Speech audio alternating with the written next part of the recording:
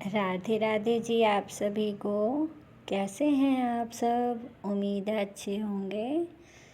देखिए, आज मैं आप लोग के लिए हार श्रृंगार, जिसको कि पारिजात भी बोला जाता है, ये वृक्ष बनता है। बहुत बड़ा पेड़ भी बन जाता है ये, और आप इसे आराम से घर के गमले में भी लगा सकते हैं।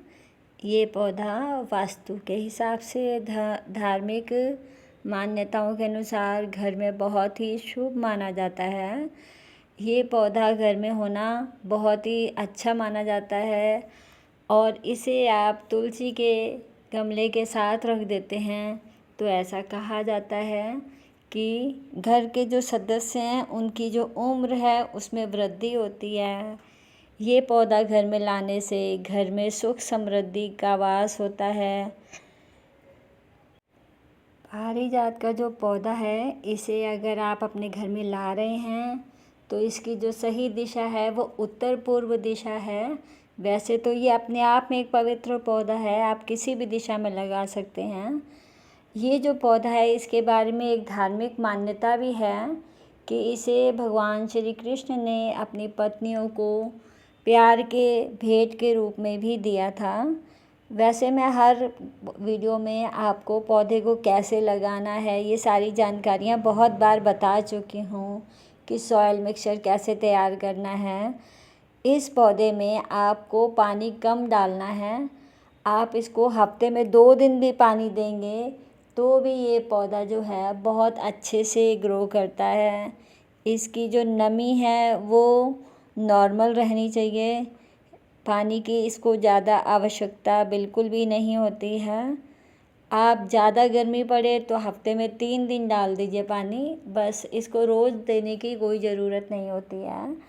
टाइम टू टाइम आप इसकी पिंचिंग करते रहें, इसकी कटिंग करते रहें, और इसकी जो ग्रोथ है वो अपने आप बहुत बढ़ती चली जाएगी।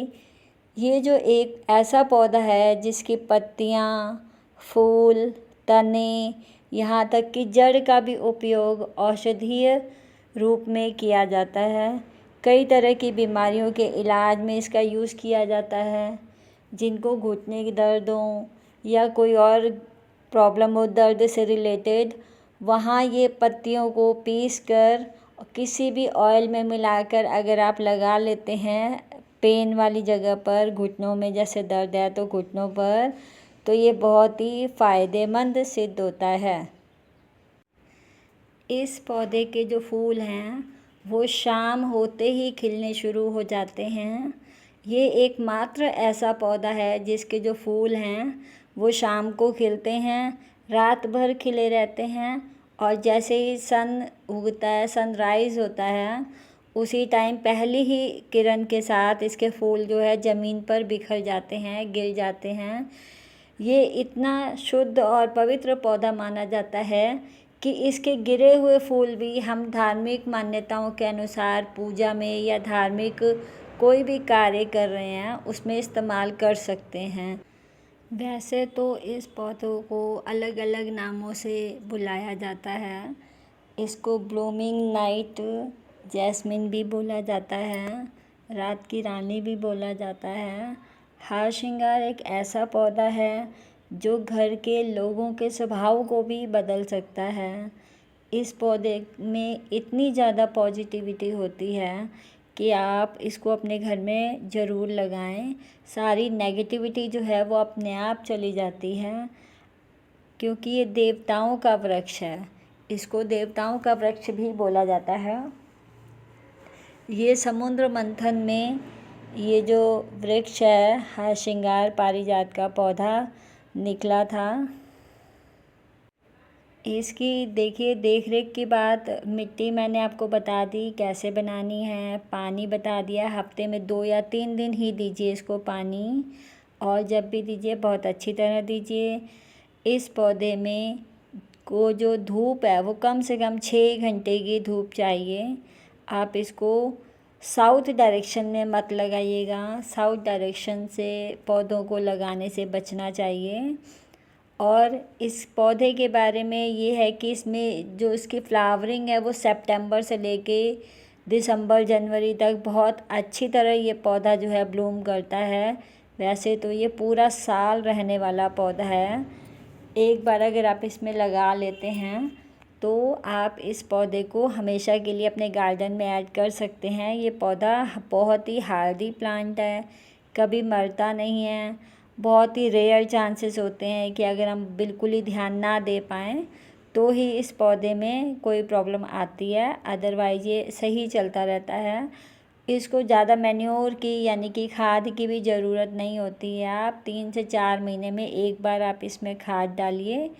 खाद में आप हमेशा की तरह देखिए, काऊ डंग कंपोस्ट मैं हमेशा सजेस्ट करती हूँ, क्योंकि जो भी पूजा पाठ के पौधे होते हैं वो काऊ डंग कंपोस्ट उनके लिए मैं यूज़ करती हूँ। मेरा पर्सनल सजेशन है कि पूजा पाठ के पौधों में आप भी केवल गाय के गोबर से बनी हुई खाद ही दीजिए, वही बेस्ट रहती है। और वैसे भी उसमें सारे जो पोषक तत्व होते हैं जो एक पौधे के लिए ज़रूरी होते हैं उनको मिल जाते हैं।